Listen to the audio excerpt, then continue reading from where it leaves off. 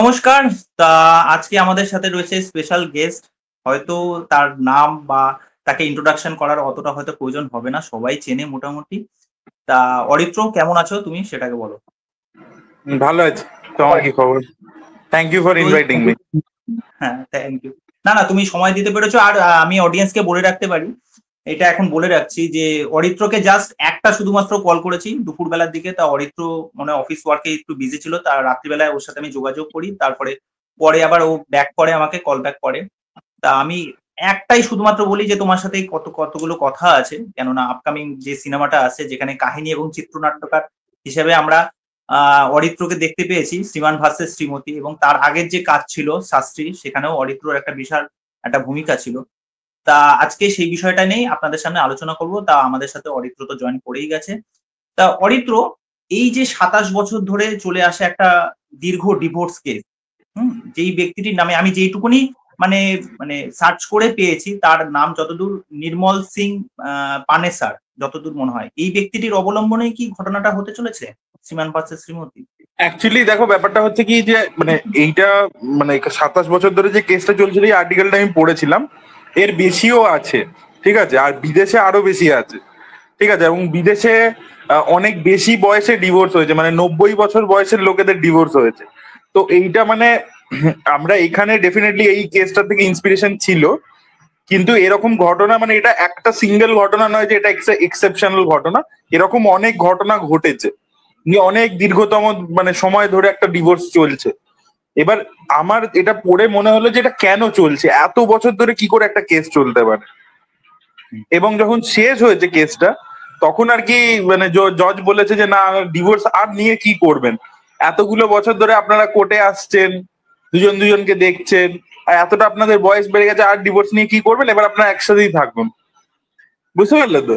তো আমার মনে হয়েছিল যে এটা খুব ইন্টারেস্টিং একটা ব্যাপার হতে পারে। তো আমি প্রতিকৃতাকে শোনালাম যে আচ্ছা, যদি এরকম হয় যে যে কোর্টে যায় দুটো মানুষ, তো তারা 27 বছর ধরে যাচ্ছে, ঠিক আছে।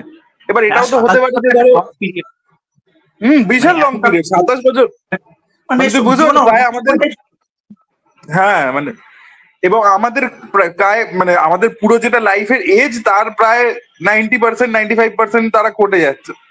ঘটে যাচ্ছে। তাই বললাম তারা করেটা কি। তা আমি বললাম যে আচ্ছা, যদি এরকম হয় যে তারা ওখানে যে আসে, তা ওটা ওদের একটা হ্যাবিট হয়ে গেছে। তো ওখানে বরের জন্য ধরো একটা আলু পোস্ত রান্না করে নিয়ে আসে, যে কোর্ট হয়ে গেল, কেসটা হয়ে গেল, তারপরে আলু পোস্তটা দেয়। তারপরে ধরো বর বউকে জিজ্ঞেস করে যে তুমি ওষুধটা খেয়েছো। বুঝতে পারলে তো? এই ব্যাপারটাও আছে, আবার কেসও চলছে। তো এইটা যদি হয় তাহলে কিরকম হবে। তারপরে আমি লেখা শুরু করি, একটা স্ট্রাকচার তৈরি করি। তারপরে আমি আমি আমার মনে হয়েছিল যে 2 পাতা স্টোরিতে আমি হয়তো সবাইকে কমিউনিকেট করতে পারবো না জিনিসটা। তো তখন আমি কি করি যে আমি ওটা পুরোটাই লিখি, স্ক্রিন প্লেটা সিন বাই সিন পুরোটা লিখি। লিখে তারপরে আমি প্রতিকৃতাকে শোনাই, ওর ভালো লাগে। তারপরে অ্যাজ ইউজুয়াল আমরা ঘোরাঘুরি শুরু করি যে কেউ যদি এটা প্রডিউস করতে রাজি হয়। তো এটা খুব ইন্টারেস্টিং ব্যাপার হয়েছিল। আমি আগে মনে হয় কোথাও বলেছি কিনা আমার মনে নেই। তোমাকে বলছি হয়তো প্রথমবার, বা হয়তো দ্বিতীয়বার বলছি, খুব একটা লোকে জানে না। আমরা যখন দাবারু ছবিটা রিলিজ করেছে, দাবারু কিন্তু 100% পজিটিভ রিভিউজ পেয়েছে সব জায়গা থেকে। মেইন স্ট্রিম মিডিয়া, ইউটিউব, সব জায়গা থেকে 100% পজিটিভ রিভিউজ পেয়েছে। আমরাও অবাক হয়ে গেছি, কারণ আমরাও আশা করিনি যে এত লোকের পছন্দ হবে। সে ইংলিশ কাগজ থেকে শুরু করে বাংলা কাগজ সবাই বলছে ভালো। এবার আমরা হলে যাচ্ছি, হলে যে কটা লোক আসছে, ধরো নবীনা সিনেমাতে লোক আসছে, স্টারে লোক আসছে, আইনক্সের লোক আসছে, ডায়মন্ড প্লাজা পিভিআর এর লোক আসছে, প্রত্যেকে দেখছে, বলছে ভালো হয়েছে ছবিটা। কিন্তু আমরা বুঝতে পারছি না যে গ্রো করছে না কেন। বুঝতে পারো, আমি একটু বলে নিলাম, গ্রো করছে না কেন ছবিটা। তো একটা মাথায় টেনশন প্রচন্ড, এই যে যে একটা বিশাল গ্রো করে যাবে সেটা হচ্ছে না, কিন্তু একটা স্টেডি অডিয়েন্স গিয়ে গিয়ে ছবিটা দেখছে। তো এরকম চিন্তা চলছে। আমরা প্রথম কাজ প্রচন্ড মন দিয়ে করেছি, এবং পরবর্তীকালে এই যে ফিল্মফেয়ার নমিনেশন আমার দাবারুর জন্যই হয়েছে। যাই হোক, তো এবার আমরা হলে গেছি সাউথ সিটি আইনক্সে। তো আইনক্সে ঢুকেছি, তো সব থেকে প্রথম রোতে একজন মহিলা বসে আছেন দুটো বাচ্চাকে নিয়ে। তো উনি বলছেন যে এই ছবিটা তো অসাধারণ হয়েছে, আপনারা এই ছবিটার ব্যাপারে তো আমরা জানতাম না, তা আপনারা ছবিটা প্রচার করেননি কেন, এত ভালো ছবি হয়েছে। তো আমরা বললাম যে আমাদের যেরকম সামর্থ্য অনুযায়ী আমরা করেছি, আপনি প্লিজ বেরিয়ে সবাইকে বলবেন।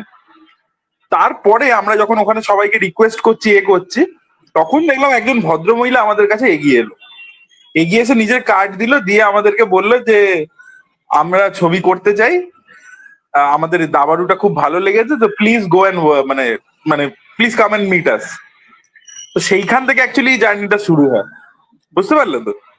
আচ্ছা একটা কাজই কিন্তু পরের কাজটা এনে দেয়। একটা কাজ যদি তুমি মন দিয়ে ভালো করে করতে পারো, হয়তো তুমি যে সাকসেসটা ভাবছো সেটা হয়তো পেলে না, কিন্তু সেটা আরেকটা তোমাকে অন্যরকম ভাবে সাকসেস দেবে, অন্যভাবে রিওয়ার্ড করবে। তো এবার তখন আমরা গেলাম, আমরা এই শ্রীমান শ্রীমতীটা শোনালাম, ওনাদের ওয়ান শটে খুব ভালো লাগলো। তখন অ্যাকচুয়ালি ছবিটার নাম শ্রীমান ভার্সেস শ্রীমতী ছিল না, তখন নাম ছিল মিস্টার ভার্সেস মিসেস। ঠিক আছে, তখন আর কি আমি এই নামটা দিয়েছিলাম। আমার পরের প্রশ্ন এটাই ছিল যে অ্যাকচুয়ালি কি এটার নাম প্রথমে এটাই ছিল না? হ্যাঁ, মিস্টার ভার্সেস মিসেস দিয়েছিলাম প্রথমে, তারপরে আর কি ওটাকে বাঙালি করতে হবে বলে শ্রীমান ভার্সেস শ্রীমতী দেওয়া। তো তো আমি এবার ওটা শোনানো হলো, তো ওনাদের খুব পছন্দ হলো। তো তারপরে তখন আমাদের শাস্ত্রীর ডাবিং চলছিল, বুঝতে পারলে তো? আচ্ছা তো এবার কাকে কাস্ট করা হবে, তো আমরা মিঠুনদার ডাবিং চলছিল, তো যেদিনকে ডাবিং আমিও গেছি, কারণ ডাবিং এর সময় তো একটু ওয়ার্ডস এর ব্যাপার থাকে, এগুলো কিভাবে প্রোনাউন্স করার ব্যাপার কিছু, অনেক সময় ডাবিং এ কিছু জিনিস চেঞ্জও করা হয়। তো তখন মিঠুনদা বসে খাচ্ছেন ডাবিং এর পরবর্তীতে, জল খাবার খাচ্ছেন। তো তখন আমরা মিঠুনদাকে গল্পটা শোনালাম যে এই এই এই এই হচ্ছে এরকম এরকম। তো মিঠুনদা বললো খুব ইন্টারেস্টিং, আমি করব। একটা ন্যারেশনেই রাজি হয়ে গেল। তো মানে যেখানে যে ডাবিং স্টুডিওতে হচ্ছিল তার ক্যান্টিনে বসে উনি হ্যাঁ করে দিলেন। এবার ডেটস এর ব্যাপার হলো, তারপরে আর কি এবার প্রসেসটা এগোতে থাকলো। এবার তারপরে যখন পুরো, এবার তারপরে তো ঘষা মাজা, মানে স্ক্রিপ্টটা রেডি ছিল, কিন্তু আমরা ঘষা মাজা করছিলাম আমি আর অর্পণ মিলে। করতে করতে আমাদের মনে হলো যে এই দ্বিতীয় চরিত্রটা কে হতে পারে, এই যে আরেকটা যে ক্যারেক্টার আছে, এমন একটা কাস্টিং আমাদের প্রয়োজন যে মিঠুন চক্রবর্তীকে ওভার পাওয়ার করে যেতে পারে স্ক্রিন প্রেজেন্সে। এরকম কে আছে কলকাতায়? তো তখন মাথায় এলো অঞ্জন দত্ত আছে, ভিক্টর ব্যানার্জি আছে। এবার ভিক্টর ব্যানার্জি এখানে থাকেন না, ওনার আমরা কোনো কন্ট্যাক্ট পেলাম না, তাহলে অঞ্জন দত্ত হতে পারে। এবার অঞ্জন দত্ত এই ছবির যে ট্রিটমেন্ট, এই ধরনের ছবি উনি করেন না। এবার কিভাবে ওনাকে কনভিন্স করব? এবার ওনাকে না আমরা কিছু বলিনি, যে ওনার বাড়িতে যে গল্প শোনাতে আসছি বলিনি। অঞ্জন দত্তকে আমি ফোন করলাম, করে বললাম যে আপনার সাথে আমার একটু দেখা করার আছে, একটা কথা আছে। বলছে কি ব্যাপার, বলা হয়েছে? না না, আপনাকে আমি গিয়ে বলবো। দিয়ে পৌঁছে গেলাম, পৌঁছে আমরা পুরো গল্পটা বললাম যে এইভাবে ভাবছি, এরকম এরকম ভাবে আপনার চরিত্র, আর আপনাকে অ্যাকশন করতে হবে। অনিন্দা বলছে আমাকে অ্যাকশন করতে হবে? আমি বলছি হ্যাঁ। তো তো উনি ভাবলেন, বলে আমি জানাচ্ছি জানাচ্ছি তোমাদেরকে জানাচ্ছি। তারপরে উনি মাঝে কিছু কাজে ব্যস্ত হয়ে গেছিলেন, ওনার মিউজিকের শো ছিল, বাইরে বিদেশেও ছিল, ওয়েস্ট বেঙ্গলেও বিভিন্ন জায়গায় ছিল, উনি শোজ তো করেন তুমি জানোই। এরকম ভাবে হতে হতে হঠাৎ করে একদিন উনি আমাকে রাত্রির বেলা ফোন করলেন, তখন প্রায় 12টা বাজে। উনি আমাকে বললেন, দেখো অরিত্র, আমি তো এরকম কখনো ছবি করিনি, কিন্তু আমার খুব ইন্টারেস্টিং লেগেছে যে আমাকেও কেউ এইভাবে ভাবতে পারে, কিন্তু তুমি আমাকে একটা কারণ বলো যে কেন তুমি আমাকে ভাবছো, মানে একটা প্রপার কারণ হতে হবে যে এটা আমি কেন পুল অফ করতে পারি। একটা লাইনে বলো, যদি আমার মনে হয় কনভিন্সিং, আমি ছবিটা করবো। এবার আমিও ভাবছি আমি একটা লাইনে কি করে বলবো, একটা লাইনে কি এমন বলবো যে লোকটা রাজি হয়ে যাবে, কারণ আমি তো পুরো গল্প চরিত্র সবকিছুই বলে এসছি, সামনে মিঠুন চক্রবর্তী রয়েছে সেটাও বলে এসছি, তাহলে আর কি বলবো? তো আমি তখন বললাম যে দেখুন, আচ্ছা বাই দ্য ওয়ে আমি একটা ছোট জিনিস বলে দিই যে মৃণাল সেনের সাথে তো উনি ছবি করেছেন, এবং উনি কান ফিল্ম ফেস্টিভ্যালে মানে অ্যাওয়ার্ডে নমিনেটেড ছিলেন। সে বছর রবার্ট ডিনেরও নমিনেটেড ছিল কিং অফ কমেডির জন্য। তো অঞ্জন দত্ত রবার্ট ডিনেরও কোনো অংশে কম যায় না আর কি। তো আমি বললাম যে দেখুন, অ্যাল পাচিনো, রবার্ট ডিনেরোর এক্সাম্পল দিলাম, ট্যাক্সি ড্রাইভারের মতো ছবি করেছে, সিরিয়াস ছবি করেছে, কেপ ফিয়ার করেছে, আবার এট দ্য সেম টাইম সে কিন্তু ইন্টার্নের মতো ছবি করেছে, মিট দ্য পেরেন্টস এর মতো ছবি করেছে, যেগুলো আউট অ্যান্ড আউট কমেডি ছবি।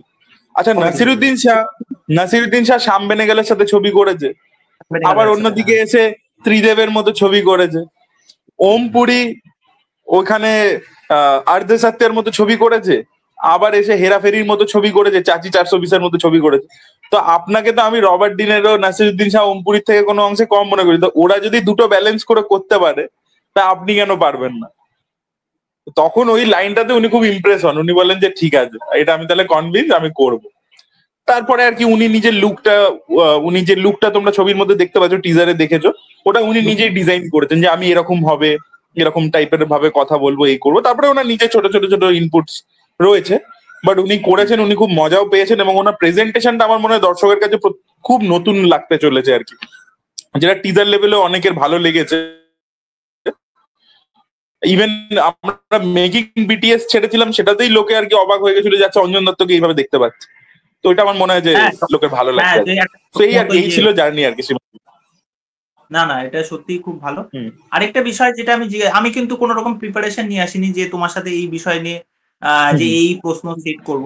তা আমার যেরকম মাথায় আসছে আমি তোমাকে সেরকমই জিজ্ঞেস করছি। তা যখন তুমি মিঠুন চক্রবর্তীকে যখন এই বিষয়টা যখন ন্যারেট করে শোনালে, এবং অনেকে যেটা তথাকথিত ভাবে যেটা আমরা বহু বছর ধরে শুনে আসছি, মানে মিঠুন চক্রবর্তী হচ্ছেন যে কোনো একটা শট যখন দেন, মানে ওয়ান টেক শট, মানে তাকে যে আরেকবার সেটা সেকেন্ড টাইম আবার রিপিট করতে হবে এরকম কোনো বিষয় নয়। তা মিঠুন চক্রবর্তীর সাথে কাজ করার অভিজ্ঞতাটা কিরকম? মানে অভিজ্ঞতা খুবই ভালো। আমি তো দুটো কাজ ব্যাক টু ব্যাক করেছি ওনার সাথে, ঠিক আছে? তো মানে দুটোতেই খুবই ভালো। এবং সেকেন্ডটা অ্যাকচুয়ালি শ্রীমান ভার্সেস শ্রীমতী খুব চ্যালেঞ্জিং ছিল, বিকজ ওনার হাত সেই সময় মানে চোট লেগেছিল আর কি। তুমি নিশ্চয়ই জানবে ওনার হাতে চোট ছিল আর কি। না, শাস্ত্রীর সময় তো ওনার মানে একটু শরীরটা খারাপ হয়ে গেছিল, গ্যাস ট্যাস হয়ে গিয়ে হসপিটালাইজ হয়ে গেছিলেন উনি। 5-6 দিন শুটিং বন্ধ ছিল। আর এই শ্রীমান শ্রীমতীর সময় উনি যখন শুটিং করতে এসছেন তখন ওনার হাতে চোট লেগেছিল একটা, বুঝতে পারলে তো? তো উনি অপারেশন করিয়ে এসেছিলেন, ওনার হাতে একটা চোট ছিল আর কি। তো সেই অবস্থায় উনি পুরো ছবিটা করেছিলেন আর কি। তো সেইটা আর কি, মানে একটা লোক অতটা বয়স হয়ে গেছে, স্টিল এতটা ডেডিকেশন যে আচ্ছা ঠিক আছে আমার চোট লেগেছে কিন্তু আমি প্রডিউসারকে বসিয়ে দেবো না, ঠিক আছে? উনি চাইলেই তো ক্যান্সেল করে দিতে পারতেন, এই করে দিতে পারতেন। তো উনি কিন্তু খুব প্রফেশনাল। গোটা ছবিটা কিন্তু উনি ওই অবস্থাতেই ম্যানেজ দিয়ে অত ব্যথার মধ্যে কিন্তু ছবিটা করেছে। এবং পারফরমেন্স যখন তুমি দেখবে তুমি কিন্তু কোথাও বুঝতে পারবে না যে ওরা ওইটা আছে। এবং তারপরে আমরা বসে, আমি, মিঠুনদা, অর্পণ, প্রতিকৃতদা, আমরা বসে যে আচ্ছা ওই জিনিসটাকে গল্পের মধ্যে আমরা কি করে ইনকর্পোরেট করতে পারি। যে ওনার হাতে ধরো প্লাস্টার থাকবে, প্লাস্টারটা একটা টাইমের পর খোলা যাচ্ছে না, এতটা ব্যথা, তো সেইটাকে কিভাবে গল্পের মধ্যে ইনকর্পোরেট করা যেতে পারে। তো সেই ব্যাপারটাও আমরা মানে স্ক্রিপ্টের মধ্যে করেছিলাম আর কি। তো সেটা তোমরা দেখতে পাবে আর কি। তো এটা ওনার প্রচন্ড ডেডিকেশন আছে, আর স্ক্রিপ্টের প্রচন্ড সেন্স আছে। মানে আমার মনে হয় যখন শাস্ত্রী আমরা শুনিয়েছিলাম, ওটা ফার্স্ট টাইম গেছি, উনি সঙ্গে সঙ্গে আর কি বলছেন যে এইটা এরকম হবে এখান। And he is very particular about screen play. মানে যদি স্ক্রিন প্লে চিত্রনাট্য ঠিকঠাক না হয় উনি সঙ্গে সঙ্গে বলবেন আর কি। এবং কেন একটা সিন রাখা হচ্ছে, কি জন্য রাখা হচ্ছে, কি ব্যাপার, সেগুলোর ব্যাপারে ডিটেলে আলোচনা করবেন। তো এক্সপিরিয়েন্স খুবই ভালো, প্লাস উনি খুবই মানে এক্সপিরিয়েন্স অভিনেতা। এবং এই যে ব্যাপারটা ওয়ান টেক অ্যাক্টর, উনি ওয়ান টেকে ভালো করে দেন, কিন্তু তা বলে আরেকটা টেক দিতে চান না। আমি দেখেছি এরকম কিছু আর্টিকেলস বেরোয় যে ওনাকে দিয়ে অভিনয় করাতে নাকি খুব ডিফিকাল্টি হয়, দেখবে এরকম আর্টিকেল কিছু বেরিয়েছে বাংলা পেপারে। এবার এটা পুরোপুরি ভুল জিনিস, ঠিক আছে? আমাদের শাস্ত্রীতে তুমি যদি ছবিটা দেখে থাকো, তুমি দেখবে প্রচুর শর্টস নেওয়া আছে। ধরে নাও ওই যে সিন গুলো আছে যেখানে উনি ভক্তদের মাঝে আছেন, বা এই যে গানটা আছে শাস্ত্রী শাস্ত্রী, তুমি ওখানে দেখবে শর্টের প্রচুর ভেরিয়েশন আছে। তো যদি একটা লোক শর্ট দিতে না চায় তাহলে তুমি এতগুলো ভেরিয়েশন আনলে কি করে, এত শর্ট নিলে কি করে? ইভেন যে ক্লাইম্যাক্সের স্টুডিওর মধ্যে যে সিনটা আছে সোহম চক্রবর্তী মিঠুনদার মধ্যে, সেটা মাল্টিক্যাম সেটআপে শুট করা, বাট সেখানেও তোমাকে রিটেক নিতে হবে। মাল্টিক্যামেও তুমি ভেবো না যে একবারে ওয়ান টেকে হয়ে যায়। সেটা ভুল ধারণা যে উনি দিতে চান না। উনি যে দিতে চান না এটা ভুল কথা, ঠিক আছে? উনি দিতে চান, অবশ্যই দেবেন, কিন্তু ওনার বক্তব্য হচ্ছে যে প্রথম শটে যে পারফরমেন্সটা বেরোয় দ্বিতীয় তৃতীয় শটে সেটা আসে না। তো উনি জিজ্ঞেস করেন যে কেন নিচ্ছিস, টেকনিক্যাল কোনো গ্লিচে নিচ্ছিস নাকি অন্য কোনো প্রয়োজন আছে? তোমাকে লজিক্যালি জিনিসটা যদি এক্সপ্লেন করো তাহলে উনি শর্ট দিতে ওনার কোনো প্রবলেম হয় না। আচ্ছা, তো এক্সপিরিয়েন্স খুবই ভালো ছিল। মানে আমার তো দুটো ছবিতে কাজ করে, এবং উনি খুব গল্প টল্প করেন, আমাদের সাথে খুব ভালো র্যাপো হয়ে গেছিল। তো মানে খুবই ভালো এক্সপিরিয়েন্স ছিল আর কি। অঞ্জন দত্তর সাথেও কাজ করার এক্সপিরিয়েন্স খুবই ভালো ছিল। এখনো অব্দি আমি যে ছবিতে কাজ করেছি প্রত্যেকটাতে আমার অভিনেতাদের সাথে এক্সপিরিয়েন্স খুবই ভালো অ্যাকচুয়ালি। হ্যাঁ, তা যাই হোক, পরের বিষয়টা যেটা বলবো অরিত্র, যে এই যে এখন তো মোটামুটি একটা গ্যাপ পাওয়া গেছে এই যে প্রমোশন, ঠিক আছে, শ্রীমান ভার্সেস শ্রীমতী, এবং আমি গতকাল দেখছিলাম যে মেট্রো স্টেশনেও মানে কিছু কিছু জায়গায় ওটার টিজারটা চালানো হচ্ছে। মানে এই প্রমোশনের দিক থেকে তোমরা জিনিসটাকে কিভাবে দেখছো? কেননা আমি এই হিসাবেই বলছি, দেখো মানে বাংলা ইন্ডাস্ট্রির যেরকম যেই ধরনেরই কাইন্ডের সিনেমা হোক না কেন, সেটা কমার্শিয়াল হোক বা তোমার ফ্যামিলি ড্রামা হোক, সেইগুলোর ক্ষেত্রে না এখন যেই অবস্থাটা চলছে, যে এটা তুমিও নিশ্চয়ই মানো যে প্রমোশনটা বিরাট বড় একটা ভাইটাল দিক, এবং যেটা দেবদা মোটামুটি করে থাকে যে কোনো সিনেমার ক্ষেত্রে, যেটা খাদানেও আমরা দেখেছিলাম। আর মোটামুটি আমরা দেখি যেমন প্রসেনজিৎ চট্টোপাধ্যায় আমাদের এখানেও আসছেন, মানে চাকদার বালিয়া বলে একটা এলাকা আছে, এখানেও আসছেন। কেননা মোটামুটি প্রসেনজিৎ চট্টোপাধ্যায় তো গ্রামে গঞ্জে অনেক জায়গায় এরকম কিন্তু মানে পারফরমেন্স করে থাকেন, যেটা জিদ্দাও করে থাকে। তা এই যে প্রমোশনের ক্ষেত্রে তোমাদের কি কখনো মনে হয়েছে যে শুধুমাত্র শহর কেন্দ্রিক প্রমোশন করার বাইরেও আমরা একটুখানি বাইরে গিয়ে করি? এর এর উদাহরণটা আমি কেন দিলাম, কেননা তুমিও এটা দেখেছো নিশ্চয়ই, সনম তেরি কসম, যেই সিনেমাটা প্রথমে যখন রিলিজ করলো, সিনেমাটা সেরকম রেসপন্স পায়নি, সেরকম কিন্তু বক্স অফিস নাম্বার দিতে পারেনি। এটাকে যখন আবার রিলিজ করার জন্য যখন আবার বলা হয়, তা সেই হর্ষবর্ধন রানে কি করলো স্ট্র্যাটেজিটা, যে প্রত্যেকটা কলেজে গিয়ে ইয়ং যত জেনারেশন আছে তাদের সাথে কিন্তু ইন্টারাক্ট করলো, তারপরে সিনেমাটা এরকম একটা হিউজ একটা বক্স অফিস দিল। যে এই ব্যাপারটা, যে এটা কি কখনো তোমার মনে হয়েছে যে শুধুমাত্র শহরেই প্রমোশন করলে হবে না, একটু বাইরে গিয়ে বা ছোট ছোট জায়গায় গিয়ে প্রমোশন করলে একটা অডিয়েন্স টানার একটা বিষয় আছে? এই বিষয়টাকে কিভাবে দেখো? আমি বলছি তোমাকে পুরো ব্যাপারটা। দেখো, প্রথম কথা, সনম তেরি কসমের যে এক্সাম্পলটা দিলে, ওটা এখানে প্রযোজ্য নয়, বিকজ সনম তেরি কসম কিন্তু রিলিজ ছবি। ওই ছবিটা 2015-তে মুক্তি পেয়েছে, সেই ছবিটা বহু লোকে বহুবার দেখেছে, পপুলার হয়েছে থ্রু ইন্টারনেট এন্ড অল, গান পপুলার হয়েছে। তার পরবর্তীতে ছবিটা রিলিজ যখন করছে, সেখানে একটা মানে অন্যরকম আর কি, সেটা ইউফোরিয়া ক্রিয়েট করছে, এবং সেখানে হর্ষবর্ধন রানে নিজের মতো ওই কোটটা পরে, ওই ক্যারেক্টারটা কোট প্যান্ট পরে বিভিন্ন জায়গায় যাচ্ছে, ইন্টারাকশন করছে। ওটা একটা ডিফারেন্ট ব্যাপার। ওটা হচ্ছে থ্রু উইথ টাইম ছবিটার একটা নিজস্ব কাল্ট ফলোইং তৈরি হলো, ঠিক আছে? সেটা লায়লা মজনু ছবির ক্ষেত্রে হয়েছে। তো সেইটা কিন্তু একটা রিলিজ আর একটা নর্মাল রিলিজের মধ্যে তফাৎ আছে, সেটা মানে একসাথে গোলালে চলবে না। এবার তুমি যেটা বলছো যে গ্রামের দিকে গিয়ে প্রমোশন করা বা শহরের বাইরে গিয়ে প্রমোশন করা, দেখো ছবির কন্টেন্ট এটা ডিসাইড করে দেয় যে তুমি কোথায় গিয়ে প্রমোশন করবে। সব থেকে প্রথমে তোমাকে বুঝতে হবে যে বাংলা সিনেমার মূলত ব্যবসা কোথা থেকে আসছে, ঠিক আছে? কোন কোন সেন্টার আছে, কারণ ধরে নাও আমাদের পশ্চিমবাংলায় যা যা হল আছে, সব সেন্টার থেকে কিন্তু বাংলা ছবির কালেকশন আসে না, বুঝতে পারলে তো? না, আসে না। তো এবার কিছু পার্টিকুলার যেরকম সেন্টার আছে যেখান থেকে বাংলা ছবির কালেকশন আছে। এবার ধরে নাও খাদানের ক্ষেত্রে কেন ওইখানে গিয়ে প্রমোশনটা দরকার ছিল, বিকজ ওইটা কিন্তু ওই অডিয়েন্সকে টার্গেট করছে, ওই কন্টেন্টটা এরকম যে ওইখানকার সিঙ্গেল স্ক্রিন অডিয়েন্সকে টার্গেট করছে। কিন্তু ওই সেম জায়গাতে গিয়ে যদি আমি আমাদের এই ছবিটাকে প্রমোট করি, তাহলে কোনো লাভের লাভ হবে না, বুঝতে পারলে তো? তো আমাকে বুঝতে হবে যে প্রিভিয়াস স্ট্যাটিস্টিক্স, যে এই জনরার ছবি কোন কোন জায়গা থেকে ব্যবসা করেছে, তাহলে আমাকে প্রমোশন প্ল্যানিংটা সেই অনুযায়ী রাখতে হবে। আমাদের ছবি কলকাতার বাইরে চলবে না আমি বলছি না, কিন্তু কোথায় চলবে? চন্দননগরে চলতে পারে, কিনসুরাতে চলতে পারে, বুঝতে পারলে তো? বা হয়তো উদয়ন সিনেমাতে চলতে পারে, এরকম জায়গাতে চলবে, কল্যাণীতেও চলবে, ঠিক আছে? কিন্তু আমার কথা হচ্ছে, মানে আমি বলছি তোমাকে, কল্যাণীতে বা এইসব জায়গাতে কিন্তু দাবাড়ু চলেছে কিন্তু, ঠিক আছে? শনিবার রবিবার করে চলেছে, তো সেখানে চলবে। কিন্তু আমার কথা হচ্ছে যে একেবারে, বা ধরে নাও তোমাদের বারাসাতের দিকেও কিন্তু কিছু হল আছে যেখানে চলবে আমাদের ছবি, কিন্তু আমাদেরকে সেইটা আর কি মাথায় ভেবে নিয়ে করতে হবে যে আচ্ছা এই হলে চলে, তাহলে আমার প্রমোশন ড্রাইভটা এই অনুযায়ী আমাকে বানাতে হবে, ঠিক আছে? এটা প্রথমে ক্ল্যারিটি। কারণ ধরো যেটা খাদান করছে সেটা আমাকে রেপ্লিকেট করলে আমার কোনো লাভের লাভ হবে না, প্রথম কথা। সেকেন্ড হচ্ছে, তোমাকে বুঝতে হবে যে প্রডিউসারেরও ক্ষমতা থাকতে হবে না।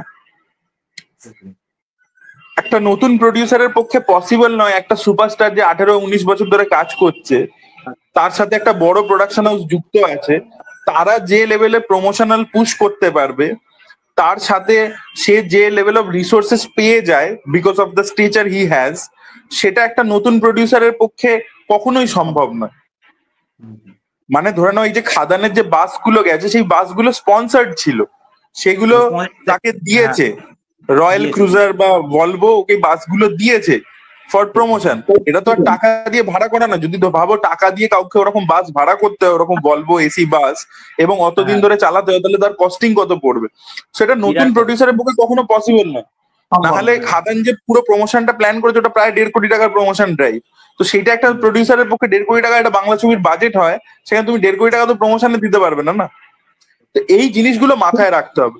এবং বাংলা ছবির ক্ষেত্রে অধিকাংশ শহর কেন্দ্রিক বাংলা ছবির ক্ষেত্রে আরবান সেন্টার্সে যেগুলো চলেছে সেগুলো কিন্তু ওয়ার্ড অফ মাউথেই গ্রো করেছে। মানে সে বেলা শেষের থেকে শুরু করে আর তুমি তারপরে হামি দেখে নাও, আর যে যে ছবি আছে প্রত্যেকটা কিন্তু ওয়ার্ড অফ মাউথেই গ্রো করেছে। ওয়ার্ড অফ মাউথটা কিন্তু এটা খুব ইম্পর্টেন্ট। মানে তুমি যদি দেখো সন্তান, সন্তান ছবিটা যে ব্যবসা করেছে, সন্তান কিন্তু এটা ভালোই কালেকশন করেছে এবং সেই কালেকশনটা কিন্তু পুরোটাই ওয়ার্ড অফ মাউথের জোরে হয়েছে। বা এই রাত তোমার আমার এই ছবিটাও কিন্তু চালচিত্র ওয়ার্ড অফ মাউথে হয়েছে। তুমি দেখবে এই রাত তোমার আমার সেই ছবিটাও ওয়ার্ড অফ মাউথে হয়েছে, ঠিক আছে? বা তুমি সত্যি বলে সত্যি কিছু নেই একটা ডিসেন্ট পারফরমেন্স দেখিয়েছে, সেটাও কিন্তু ওয়ার্ড অফ মাউথই হয়েছে। তো তোমাকে কিন্তু ছবির উপরও কিছুটা মেরিটের উপর ছাড়তে হবে। হ্যাঁ, ডেফিনেটলি আমরা আমাদের দিক থেকে চেষ্টা করব। তুমি অলরেডি দেখতে পাচ্ছ আমরা টিজার ছেড়েছি, আমাদের একটা ডায়লগ খুব ভালো রেসপন্স পেয়েছে, ওই লাস্টের যে ডায়লগটা ছিল।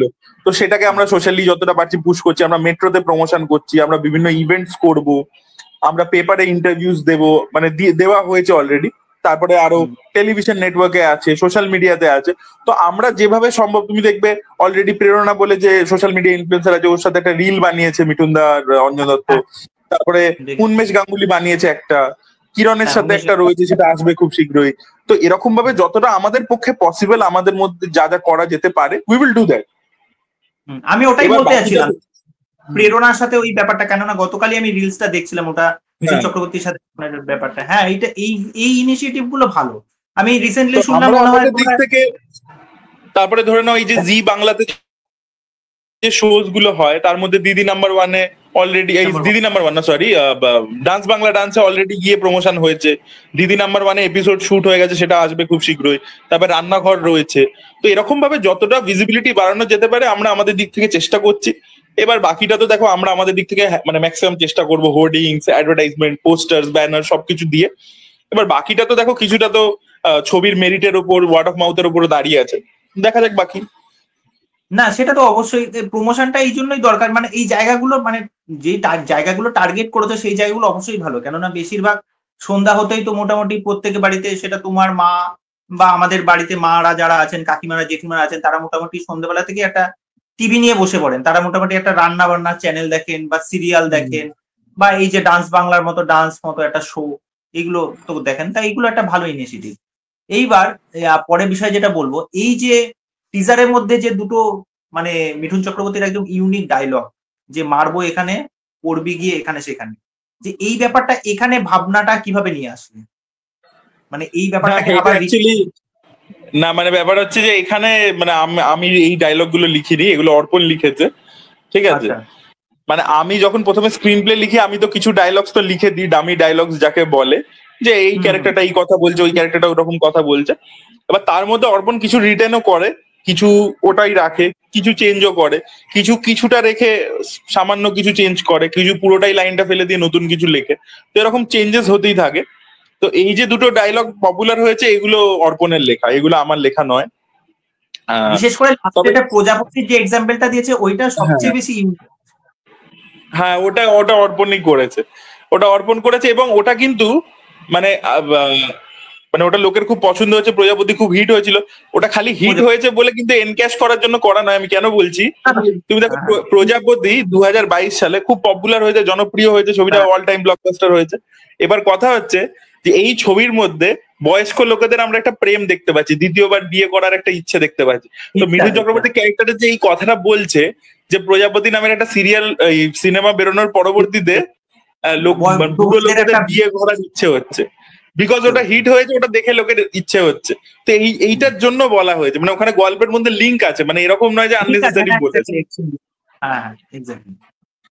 তো এটা তো ছিল। এবং তোমরা শাস্ত্রীতেও যদি দেখো, আমরা ওখানেও চেষ্টা করেছি, কারণ আমরা মানে তুমি দেখো মানে যে কোনো ইন্ডাস্ট্রি, মানে তেলেগু ইন্ডাস্ট্রিতে ধরে নাও কোনো কমেডি ছবি হচ্ছে, ম্যাড বলে একটা ছবি হয়েছে, তার পার্ট 2 রিসেন্টলি রিলিজ হয়েছে, খুব সাকসেসফুল হয়েছে, ম্যাড স্কোয়ার বলে। তারপরে মাতৃ বদলারা বলে একটা ছবি। তারপরে যে কোনো ছবি, বা তুমি যদি এই হরর কমেডি ইউনিভার্স দেখে নাও, ওখানে দেখবে ডায়লগস গুলো কিন্তু এই পপ কালচার রেফারেন্স দিয়ে দিয়ে ওরা করে থাকে। এই যে হরর কমেডি ইউনিভার্সের যে রাইটার নীরেন ভাট, নীরেন ভাট আচ্ছা ভদ্রলোকের নাম, উনি প্রচুর ছবি লিখেছেন। তো উনি এই স্ত্রীটি ওনারই লেখা, উনি কিন্তু বালা উনি লিখেছিলেন। তুমি দেখবে উনি প্রচন্ড কিন্তু এই পপ কালচার রেফারেন্সকে ইউজ করে থাকেন, বিভিন্ন সিনেমার গান থেকে শুরু করে বিভিন্ন সিনেমার ডায়লগস, ইন্টারনেটের বিভিন্ন মিমস। আর এইগুলো কিন্তু লোকে খায়ও। হ্যাঁ, এটা রিলেট করতে পারে না। তুমি দেখবে ভেড়িয়া ছবিটা নীরেন ভাট লিখেছে, ওখানে দেখবে ওই একটা সেই মিম বেরিয়েছিল, বাকি সব ঠিক সব চল রা হ্যায়, বাকি সব ঠিক সব চল, ওটা দেখবে ওটা নিয়ে ওটা একটা গান বানিয়ে দিয়েছে। তারপরে তুমি দেখবে ওই ভেড়িয়াতে একটা সিন আছে, ওই গাড়ির মধ্যে ক্যামেরা রেখে গাড়ির পাশে হেঁটে হেঁটে একটা রিল বানানো, দেখবে ওই সিনটাকে ওরা রিক্রিয়েট করে দিয়েছিল, যে গাড়ির ভিতরে ক্যামেরাটা রেখেছে, গাড়ির দরজাটা খোলা আর পাশে লোকে নেচে নেচে যাচ্ছে, ওরকম দেখবে ওরা রিক্রিয়েট করে দিয়েছে ওটাকে। তো এরকম জিনিস কিন্তু ওরা করে থাকে। তো আমার কথা হচ্ছে এটা কিন্তু, আর ওরা খালি নয়, এটা তামিল সিনেমাও করছে, তেলেগু সিনেমাও করছে, হিন্দিও করছে, বিদেশেও হয়। তো তাহলে আমরা কেন করবো না? এবং আমাদের কাছে যখন একটা এরকম স্টার রয়েছে যার এরকম বড় ফিল্মোগ্রাফি, তো তাহলে why shouldn't we do that? হ্যাঁ এক্স্যাক্টলি, সেখান থেকে করা আর কি। এবার অরিত্র, যে বিষয়টা হচ্ছে, আমি যখন তোমাকে বলছিলাম ওই যে শাস্ত্রী, যখন বিষয়টা শাস্ত্রী তো প্রত্যেকটা কাজই তো ভালো লেগেছে। এবং আমি যখন ওই তোমার ইয়েতে কোথায় যেন দেখতে গেলাম, শাস্ত্রী বলছি, দাবাড়ু গেলাম, দাবাড়ু নন্দনে যখন দেখতে গেছি, তখন ওখানে একজন ভদ্রলোকের সাথে, মানে তিনি বেরোচ্ছেন, ওনার 2জন ছেলে আছে, তা উনি আমার সাথে কথা বললেন যে ওনারও 2জন ছেলে মেয়ে তোমার দাবা শেখে। এবার উনি যে স্কুল থেকে পড়াশোনা করেছেন সেই স্কুলেই হচ্ছে ওই ছবির কে একজন মনে হয় যুক্ত ছিলেন কোন একটা কাজ, আমার এখন বিষয়টা মনে পড়ছে না কেন। ঠিক আছে, তা উনি বললেন যে এক্স্যাক্টলি এই জিনিসপত্রগুলো আমরা ওই সময় দেখে এসেছি, মানে তিনি নিজের একটা এক্সপিরিয়েন্স শেয়ার করলেন। এবং সবচেয়ে ভালো বিষয় যেটা লাগলো, যখন আমি দাবাড়ু যখন নন্দনে দেখতে গেছিলাম, প্রত্যেকে কিন্তু পজিটিভ রেসপন্স দাবাড়ু নিয়ে, প্রত্যেকে, মানে দাবাড়ু সত্যি একটা ভালো কাজ ছিল। আর শাস্ত্রী ব্যাপারটা সেটা আমরা সকলেই জানি যে শাস্ত্রী সেরকম ভাবে, দেখো ভালো কাজ হয়েছে, গল্পটা একদম আলাদা, বিজ্ঞান জ্যোতিষ এই বিষয়টাকে নিয়ে তো বাংলায় আজ অব্দিও তো সেরকম কোনো কাজ হয়নি। হ্যাঁ, হিন্দিতে আমরা অনেক কিছুই দেখেছি, যেমন ও মাই গড দেখেছি, যেখানেও কিন্তু মিঠুন ও চক্রবর্তী মাই গডে কিন্তু বিজ্ঞানের কোনো অ্যাঙ্গেল নেই, কিন্তু ও মাই গড কিন্তু ভগবান, মানে ধর্মের নামে যে বিজনেস হচ্ছে সেটাকে ডিনোট করছে। হ্যাঁ, আমাদের কিন্তু এখানে কিন্তু ধর্ম নয়, এখানে কিন্তু অ্যাস্ট্রোলজি আর অ্যাস্ট্রোনমি, একটা সায়েন্স একটা সিউডো সায়েন্স, এই জিনিসটা নিয়ে কিন্তু দ্বন্দ্বটা ছিল। কিন্তু আমাদের কিন্তু মানে ও মাই গড এর মতো ছিল না কিন্তু ব্যাপারটা। হ্যাঁ না, আমি বলছি যে লোকে এই যে জাস্ট একটা ভগবানের যেহেতু একটা অ্যাঙ্গেল আছে, তাই জন্য লোকে ভাবছে ও মাই গড এর মতো, কিন্তু অ্যাকচুয়ালি ও মাই গড এর মতো নয় কিন্তু ক্যারেক্টারটা। এবং তুমি দেখো ওখানে কিন্তু একটা লোক সিস্টেমের বিরুদ্ধে লড়াই করছে, এখানে কিন্তু জিনিসটা কমপ্লেক্স। এখানে যে লোকটা আমাদের হিরো, সে কিন্তু নিজে খারাপ হয়ে গিয়ে তারপরে তার একটা রিডেমশন আর্ক আসছে। তুমি দেখো পরেশ রাওয়াল ও মাই গডে, সে কিন্তু কোর্টে একটা কেস করছে এই ধরনের ভণ্ড বাবাদের বিরুদ্ধে, বা পঙ্কজ ত্রিপাঠী পার্ট 2 তে স্কুলের এগেনস্টে কেস করছে যে সেক্স এডুকেশন চালু করা উচিত। কিন্তু আমাদের ছবিটাতে কিন্তু একটা লোক, সাধারণ মানুষ, সে উঠছে, তার উত্থান হচ্ছে, এবং তারপরে সে ওই পাওয়ারটাকে হ্যান্ডেল করতে পারছে না, তার পতন হচ্ছে, এবং তারপর সে রিয়েলাইজ করছে যে আচ্ছা ভগবান কেউ হয়ে যেতে পারে না, নিজে মানুষটা ভগবান হয়ে যেতে পারে না। তো এখানে কিন্তু একটা অন্য রকমের গল্প আছে, কিন্তু আর্টটা দেখো ডিফারেন্ট কিন্তু ছবিটা। মানে ফ্যান্টাসি কমেডি জনরার মধ্যে তো শাস্ত্রী ছিল, এবং শাস্ত্রীও যে কজন লোকে দেখেছে তাদের কিন্তু ভালো লেগেছে। ওই সময় কিন্তু অনেকগুলো, মানে যে কটা শো পেয়েছে, তোমাকে তো দেখতে হবে যে অ্যাভারেজটা কত, যে এতগুলো শো পেয়েছে তার মধ্যে কটা হাউসফুল দিতে পারছে। তো আমাদের কিন্তু সেই অনুযায়ী কিন্তু ভালোই পারফরমেন্স দেখিয়েছে, কারণ আমি রেগুলারলি পোস্ট করেছি, আমি হলে গেছি, রিয়াকশন নিয়েছি, পোস্ট করেছি, তুমি কিন্তু দেখতে পাবে না যে কেউ খারাপ বলছে, না সবারই পজিটিভ রেসপন্স। এবার ব্যাপার হচ্ছে যে এবার যদি শো মানে হাউস, ধরো আগের দিন অব্দি হাউসফুল দিচ্ছে, পরের দিন সেই শোটাকেও যদি সরিয়ে দেয়, তাহলে তুমি কি বলবে? মানে হাউসফুল দেওয়া শোটাকেও যদি পরের দিন সরিয়ে দেয়, এটা নিয়ে অলরেডি আমরা সেই সময় কথা বলেছিলাম, তো তাহলে তো কিছু করার নেই না। মানে তাহলে তুমি কি করে করবে, যে ছবি শোটা চলছে সেই শোটাকেও তুমি সরিয়ে দিচ্ছ। এটা কিন্তু অনেক লোকের সাথেই হয়েছে কিন্তু, যে চলতি শোকে সরিয়ে দিয়েছে, মানে অন্য ছবির সাথেও হয়েছে এই জিনিস। তো এটা একটা পাওয়ার ডাইনামিক্স এরও খেলা আছে, বুঝতে পারলো? এবার কোন জিনিসটা চলবে চলবে না এটা বলা খুব মুশকিল। অরিত্র, এই যে যখন কোনো একটা কাজ আমরা মোটামুটি একটা উইন্ডো একটা সেট করি, যে ক্রিসমাসে এরকম একটা কাজ আসবে, বা পুজোতে এরকম একটা কাজ আসবে, বা গরমের ছুটিতে এরকম একটা কাজ আসবে, বা কোনো রকম ধরো কোনো উৎসব কোনো কিছুই নেই, শুধুমাত্র নর্মাল একটা ডে। এই যে 1 মে আসতে চলেছে তোমার শ্রীমান ভার্সেস শ্রীমতী, তা এই দিনটা বাছাইয়ের পেছনে কি কোনো কারণ আছে? দেখো, আমরা প্রথমে আসছিলাম, আমরা অ্যানাউন্স করেছিলাম হচ্ছে আমরা পয়লা বৈশাখে আসবো, ঠিক আছে। কিন্তু আমাদের ওই যেটা বললাম যে এক্সপিরিয়েন্স আগে খারাপ ছিল, যে ক্ল্যাশে এলে তখন শো টাইমিংস দেবে না ইত্যাদি, ওরকম নানান ঝামেলা আছে। এবং সেই দিনকে অ্যাকচুয়ালি তুমি যদি দেখো 10ই এপ্রিল অনেকগুলো ছবি রিলিজ করছে, ঠিক আছে। হুম। তো তার থেকে আমাদের মনে হলো যে না, চলো 1 মে চলে যাই। 1 মেটা ফাঁকা আছে। 25শে এপ্রিল অ্যাকচুয়ালি দুটো ছবি আছে, আরি বলে ছবিটা আছে, আর দুর্গাপুর জাংশন বলে ছবিটা আছে। তো সেটাও আছে। তো আমাদের মনে হলো যে আমরা 1 মে যাই, 1 মে আমাদের কোনো ক্ল্যাশও হবে না। সো আমরা একটা 1 মেটা ছুটিও আছে, সো সেই জন্য আর কি, এই জন্য পিছিয়ে যাওয়া আছে, যাতে অ্যাটলিস্ট প্রথম 3 দিন 4 দিন অ্যাটলিস্ট ব্রিথ করতে পারে আর কি। প্রথম 3 দিন 4 দিন যেন শোটা ঠিকঠাক সংখ্যায় পায় আর কি, সেই জন্যই আর কি। আচ্ছা, আমি এটা দেখলাম যে মানে আমি শুধুমাত্র যেহেতু এটা দেখো মানে মিঠুন চক্রবর্তীর সিনেমা যে কটা দেখেছি, মানে এখনো অব্দি, যেমন আমি যদি বলি কাবুলিওয়ালা থেকে শুরু করে শাস্ত্রী, তারপরে হচ্ছে এই যে এখন শ্রীমান ভার্সেস শ্রীমতী, আমি এটা দেখেছি মানে কলকাতার যে সমস্ত হলগুলোতে, বিশেষ করে আইনক্স, পিভিআর, ঠিক আছে, এই সমস্ত যে মাল্টিপ্লেক্স গুলোতে যখনই এরকম বাংলা সিনেমা আসে, মানে এই সমস্ত সিনেমা দেখাবার জন্য তো একটা অডিয়েন্স থাকে, যেই মানে যে সমস্ত অডিয়েন্সরা বোঝে যে হ্যাঁ এই কাজের একটা মর্ম আছে, বা এখান থেকে কোনো একটা সোশ্যাল ভ্যালু প্রোভাইড করবে যেই সিনেমাগুলো আসছে, ঠিক আছে। কিন্তু এই সিনেমাগুলোই কিন্তু সিঙ্গেল স্ক্রিন গুলোতে সেরকম ভাবে পারফর্ম করে না, বা সেরকম জায়গায় শো সংখ্যা দেখা যায় না, মানুষজন সেরকম দেখতে যায় না। এই বিষয়টাকে কিভাবে দেখছো? আমি সেটাই বলছি। না দেখো, সিঙ্গেল স্ক্রিন তো স্টার থিয়েটারে তো সিঙ্গেল স্ক্রিন। এবার স্টার থিয়েটারে কিন্তু আমাদের শাস্ত্রীর যতদিন শো ছিল, ইভেন দুপুরের শো ছিল, তখনও কিন্তু মানে পুজোর সময় সব দিনই হাউসফুল দিয়েছে কিন্তু, আচ্ছা। ঠিক আছে। তো বা ধরে নাও দাবারুর ক্ষেত্রে স্টারে ভালো রেসপন্স ছিল। তারপরে ধরে নাও নবীনার ক্ষেত্রে আমি তোমাকে বললাম, প্রিয়াতে অত রাতের দিকে শো দিয়েছে, সেখানেও কিন্তু ভালো রেসপন্স দেখিয়েছিল শাস্ত্রী। খুব রাতের শো পেয়েছিল, সেখানেও কিন্তু ভালো রেসপন্স দেখিয়েছিল। তো এটা কিন্তু মানে হয়েছে, মানে সিঙ্গেল স্ক্রিনে চলে না, এটা ভুল। আর যেটা আমি তোমাকে বললাম যে আমরা শাস্ত্রীর ক্ষেত্রে পার্টিকুলারলি যদি বলি, শাস্ত্রীর ট্রিটমেন্টটা এরকম ছিল যে আমরা দেখছিলাম যে এগুলোতে কিন্তু মানে মুর্শিদাবাদে একটা হল আছে, সেখানে কিন্তু ভালো চলছে। বহরমপুরে একটা হল, ওখানে কিন্তু ভালো চলছে কিন্তু শাস্ত্রী, ঠিক আছে। তো এরকম কিন্তু হয়েছে কিন্তু, মানে আমার ফেসবুক পেজে অলরেডি এখনো স্ক্রিনশটস আছে, আমি কোনো বানিয়ে বলছি না, লোকে না গিয়ে না না। দেখে নিতে পারে বুকমাই শোতে।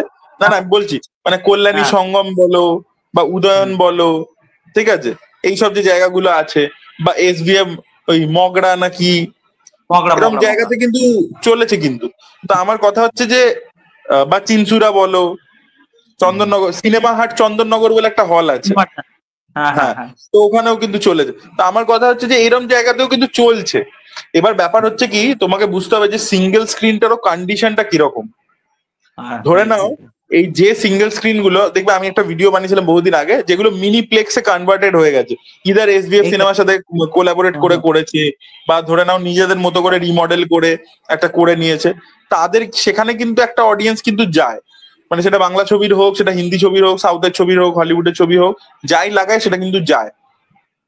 কিন্তু যদি হলটার অবস্থা খুব খারাপ হয়, তখন কিন্তু ফ্যামিলি অডিয়েন্স সেটা প্রেফার করে না, ঠিক আছে, সেটা প্রেফার করে না যাওয়া। তো এরকম কিন্তু প্রচুর হল আছে যেগুলো ইনফ্রাস্ট্রাকচার ওয়াইজ খুব খারাপ হয়ে গেছে, পাখা আমাদের নেই, এখানে নেই। আমাদের এখানে কেননা চাকদাতে আমাদের যে মানে সিঙ্গেল স্ক্রিনটা রয়েছে সেটার নাম হচ্ছে ভারতী। আমার এখনো মনে আছে যখন আনন্দবাজার পত্রিকায় যখন আগে সেই সিনেমার এক একটা পোস্টার আসতো না, এর নিচে এতগুলো হল সংখ্যার নাম দেওয়া থাকতো, তার মধ্যে ওখানে আসতো ভারতী চাকদা। কিন্তু এখন এখন ওই সিনেমাটার অবস্থা বলো তো কি, এখনো সেই কাঠের চেয়ার, মানে ছোট্ট ওই কাঠের চেয়ার, ওই যে হালকা করে সেই পেছনে পুরোটাও না, মানে এইটুকুনি ধরো পেছনে ব্যাগ বসার মতো এরকম কাঠের চেয়ার, নিচে লোহার মতো ওরকম স্ট্যান্ড আছে, সে পুরোনো জং ধরে গেছে ওই অবস্থা। এবার ওইটার ব্যালকনি আছে, আর নিচের যেটা আছে, নিচে বসার জায়গা যেটা আছে, এবং ওই জায়গাটা ভাগ করে দিয়েছে ওরা। এবার ওই সাইডটা করে দিচ্ছে কাপেলদের জন্য, যেটা হচ্ছে ডিসি। আর এটা আর নতুন করে বলার কিছু নেই, তো বোঝানোরও কিছু নেই কি হতে পারে। আর স্ক্রিনের অবস্থা, এত বড় স্ক্রিন, খুব বড় স্ক্রিন, কিন্তু স্ক্রিন খুবই বাজে, সাউন্ড সিস্টেম খুবই বাজে। তা আমাদের চাকদা থেকে কল্যাণীর ডিস্টেন্স তোমার ট্রেনে করে হার্ডলি 12 থেকে 13 মিনিট, মানে 3টে স্টেশন একদম পরপর, খুব অল্প সময়, 15 মিনিটের মধ্যে কল্যাণী। আর সঙ্গম হচ্ছে একদম কল্যাণী স্টেশনের একদম পাশে, মানে ওই স্লপ দিয়ে নেমে জাস্ট শুধু রেল লাইনটা ক্রস করা, তারপরে হচ্ছে সঙ্গম। এবার যেহেতু আমাদের কাছে বলতে সঙ্গম, এবং সঙ্গমের ইনফ্রাস্ট্রাকচার খুবই ভালো, খুব ভালো মেনটেনেন্স, মানে সোফা, মানে সিট সংখ্যাও প্রচুর, 3খানা মানে অডিটোরিয়াম আছে ওখানে, মানে খুব বড় বড়, মানে প্রচুর লোক ধরে। মোটামুটি আমি বলে রাখছি তোমাকে, প্রায় 850 থেকে 900 মতো লোক কিন্তু কল্যাণীতে। এবং কল্যাণীর এটা অদ্ভুত ব্যাপার, এবং অনেক জায়গায় কলকাতাতে এরকম অনেক জায়গায় দেখেছি, মানে কল্যাণীতে যে পরিমাণ লোক আসে, মানে সেটা তোমার ইংলিশ সিনেমা হোক বা হিন্দি সিনেমা হোক বা বাংলা সিনেমার ক্ষেত্রে হোক, প্রচুর ভিড় হয়। আমি নর্মাল কথা বলছি যে বিক্রম চ্যাটার্জি যে পারিয়া সিনেমাটা এসেছিল, বিক্রম চ্যাটার্জি তো এখানেও এসেছিল মানে প্রমোশন করতে। তা হল মানে ওই পারিয়ার সময় তুমি কল্পনা করতে পারো না এতটা ভিড় হয়েছিল, এত ভিড় হয়েছিল। ইভেন খাদানের ক্ষেত্রেও প্রচুর ভিড় হয়েছিল। তারপরে সন্তান, কাবুলিওয়ালা তো মানে মারাত্মক ভিড় হয়েছিল। মানে ওই একটা ব্যাপার আমিও এটা দেখেছি যে মিঠুন চক্রবর্তীর যে কোনো সিনেমায় নামটা কিন্তু বিরাট বড় একটা ম্যাটার করে। এই বিষয়টা তুমি কিভাবে দেখো যে মিঠুন চক্রবর্তী যে এই যে নামটা যখন একটা সিনেমায় যখন অবশ্যই থাকে? অবশ্যই উনি এখনো সুপারস্টার আর কি, ওনার বিশাল ফ্যান ফলোয়িং, মানুষে ওনাকে খুব ভালোবাসে। তো এটা তো ডেফিনেটলি ম্যাটার করেই আর কি, অবশ্যই করে। এবং তুমি দেখো উনি যখন থেকে এই প্রজাপতি থেকে ফিরেছেন, তারপর থেকে ওনার ছবির বক্স অফিস পারফরমেন্স তুমি দেখে নাও। না, ঘোড়ার গতিতে মানে দৌড়াচ্ছে একদম, যাকে বলে। হ্যাঁ হ্যাঁ বলছে না, ঘোড়ার গতিতে দৌড়াচ্ছে একদম। হ্যাঁ হ্যাঁ মানে হ্যাঁ এই বয়সে এসেও মানে এই মানুষটার এত ডেডিকেশন, এরকম মানে শরীরের অবস্থা হয়ে যাচ্ছে, হাতের এরকম অবস্থা হয়ে যাচ্ছে। আমি অ্যাকচুয়ালি বিষয়টা কি, আমি প্রত্যেকটা ইন্টারভিউ দেখি, আমি তোমাদের 3 ইয়ারই কথার ওই পডকাস্টটা আমি খুব, আমি নিজে প্রচন্ড ফ্যান তোমাদের 3জনের কথা, আমি ওটা মানে এমনিতে তো শুনি। এছাড়া হচ্ছে আমি প্রত্যেকটা মানে অন্যটাই প্রথম থেকে শুরু হচ্ছে, যখন ওই সাগর নীলকে যখন খোঁচাখুচি শুরু হচ্ছে যে সাগর নীল তো চ্যানেল মনিটাইজ হয়ে গেছে কিনা, ওখান থেকে ভালো পয়সা কামাচ্ছিস, মানে ওকে নানারকম। সাগর নীল মনে হয় তোমাদের থেকে মনে হয় ছোট অনেক। হ্যাঁ হ্যাঁ সাগর নীল তোমার, ইভেন আমি এটা বলে রাখি, মানে আমি তোমাকে অরিত্র বলেই ডাকছি, কেননা অনেকে তোমাকে অরিত্র দা বলে। আমি কিন্তু তোমার থেকে তোমার এখন মোটামুটি কিরকম এজ হবে তাও? 30 না 32 30 এরকম কত? 30 আমি তোমার থেকে বড়, অ্যাকচুয়ালি অনেকটাই বড়। আচ্ছা ঠিক আছে, ওটা দেখলে হয়তো বোঝা যায় না। তা যাই হোক, সেটা বয়সটা আর অডিয়েন্সের সামনে বলছি না, তাহলে অডিয়েন্স তাহলে অন্যরকম ভাববে।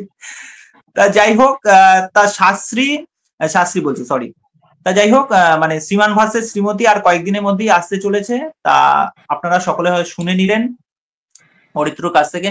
তা ওভার আমি লাস্টে শুধু একটাই কথা বলবো, যে এই সিনেমা দেখবার পর অডিয়েন্সের কি মনে হতে পারে, যে যে অনেকের হয় না যে একটা টাকা দিয়ে একটা আমি এন্টারটেনমেন্ট এরকম একটা মানে পাচ্ছি কিনা, মানে সেই সিনেমাটা আমাকে সেরকম একটা ফিডব্যাক দিতে পারলো কিনা, সেই বিষয়ে তুমি কি বলতে চাইবে অডিয়েন্স? না, ছবিটা খুবই এন্টারটেনিং ছবি হয়েছে। আমাদের দেখো চিরকালই চেষ্টা থাকে, তুমি আমার প্রথম ছবি দাবাড়ু থেকে দেখে নাও, আমরা কিন্তু মানে মেইন স্ট্রিম ছবি বানাই, কিন্তু দাবাড়ুর মধ্যেও অ্যাকশন ছিল, প্রেম ছিল, কমেডি ছিল, রোম্যান্স ছিল, সবকিছু ছিল, ঠিক আছে, মেসেজ ছিল, ইমোশন ছিল। শাস্ত্রীতেও সেম ছিল, ঠিক আছে। আর এটাতেও কিন্তু এখানে আমি বলবো রাদার কমেডির মিটারটা অনেক বেশি আছে, it's more of a comedy entertainer আর কি। তো সেইটা অনেকটা বেশি রয়েছে, সেটা তো পাবেন, এন্টারটেনমেন্ট পাবেন অবশ্যই, ভালো ভালো পারফরমেন্সেস পাবেন, গান খুব ভালো আছে। তোমরা টিজারে একটা অলরেডি শুনেছো, বাকি গান খুব শীঘ্রই চলে আসবে। তো সেটা আছে। আর যেটা রয়েছে সেটা হচ্ছে যে আজকের দিনে যে মেসেজটা রয়েছে, যে বক্তব্যটা, যে বার্তাটা পাবে লোকে না সম্পর্কর মধ্যে ধৈর্য হারিয়ে ফেলছে। একটা কথা আছে, it is very easy to fall in love, but it is very difficult to stay in love. Love, ভালো প্রেমে মানে থাকাটা বেশি কঠিন। তো সেই প্রেমে থাকাটার জন্য যে কি দরকার, যে একটা মানুষ একটা দুটো লোক সম্পর্কের মধ্যে কিভাবে থাকতে পারে, এবং কেন আগেকার দিনে এত বেশি ডিভোর্স হতো না, আমাদের এই জেনারেশন কেন এত তাড়াতাড়ি রিলেশন ভেঙে যাচ্ছে, কেন হচ্ছে, সেই ব্যাপারটার উপর ফোকাস করে, যে একটা কন্ট্রাস্ট দেখায় আর কি। এক্স্যাক্টলি। হ্যাঁ, এটা তো এখন বর্তমান পরিস্থিতি, যেটা আমরা হয় সাধারণত মানে আমাদের বাবা মাদের আমরা যেরকম সময়টায় দেখে এসেছি, মানে তাদের এত বছরের একটা বৈবাহিক জীবন, 30 বছর বা 32 বছর যাই হোক না কেন, যতই পরিস্থিতি যেরকমই থাকুক না কেন, সেটা অনুকূল হোক বা প্রতিকূল, তারা কিন্তু একসাথে থেকেছে। কিন্তু এখনকার জেনারেশনের মধ্যে কিন্তু সেই ধৈর্যটা নেই, সেটা রিলেশনশিপ হোক বা যে কোনো বিয়ে হোক। এবং ওয়ান কাইন্ড অফ, এটা তুমিও ভালো করেই জানো যে এখন বিয়েটা এক প্রকার ওই কি বলবো বিজনেসের মতো দাঁড়িয়ে গেছে। মানে যেটা এক প্রকার মানুষ যেটা করে আসছে। তা এই হলো ব্যাপার। তা যাই হোক, আমার যেই জিনিসপত্রগুলো জানার ছিল আমি তো সেরকম ভাবে কিছু ভাবনা চিন্তা করে আসিনি। তা অরিত্রর সাথে আপনারা দেখলেন আমাদের এই সম্পূর্ণ ভিডিওটা। তা শ্রীমান ভার্সেস শ্রীমতী আসছে 1 মে।